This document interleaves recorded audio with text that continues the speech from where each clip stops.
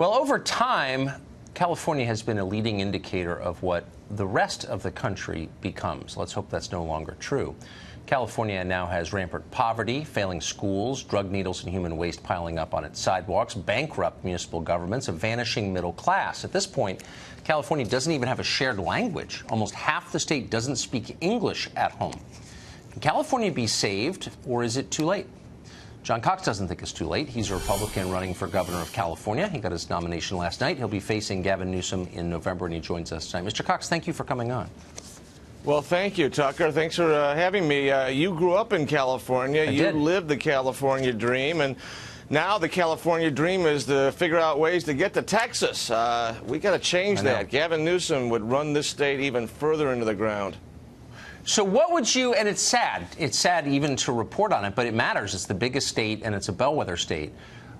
There's so many problems with California. We could go on for the rest of the week on this. But if you were to narrow it down to one thing you could change about the state to keep the middle class from fleeing, to keep the state from going bankrupt, what would it be? Well, I have to say it was the tax burden primarily. The gas tax has been really a problem here. A state senator, Josh Newman, was just recalled yesterday by 60%. They spent $8 million of special interest money to try to keep this guy in office, and the voters turned it out. And that's a good sign, Tucker, that the voters here are getting it. You know, this election is going to provide a stark contrast.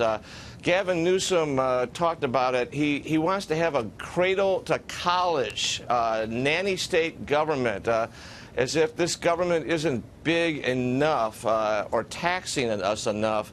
He wants to expand that. He wants to double the income tax. He wants to increase property taxes, and he wants to make sure that we don't repeal this gas tax. I say the people of this state have been taxed enough. They're going to rebel, and we're going to lead that revolt here. But, I mean, California owes more to its retired workers than it could ever conceivably repay. I mean, I just don't think it could ever repay that money. It's too much.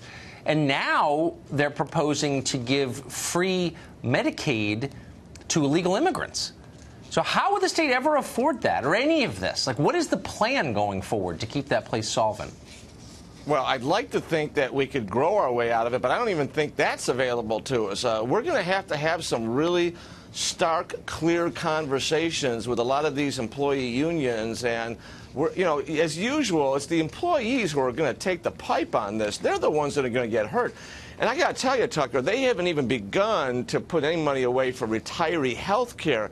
And there's all kinds of state workers that are retiring at 53, 54 years old, and they've been promised health care until they qualify for Medicare.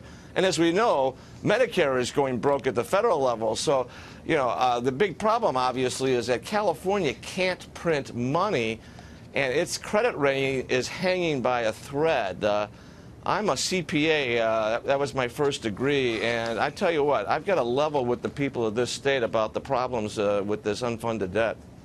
I can't imagine what it must be like to be a certified public accountant in California, to be a math guy living in a state that doesn't acknowledge the reality of math. It must drive you crazy. John Cox, thank you. Good luck. Godspeed. I appreciate the opportunity. Thanks.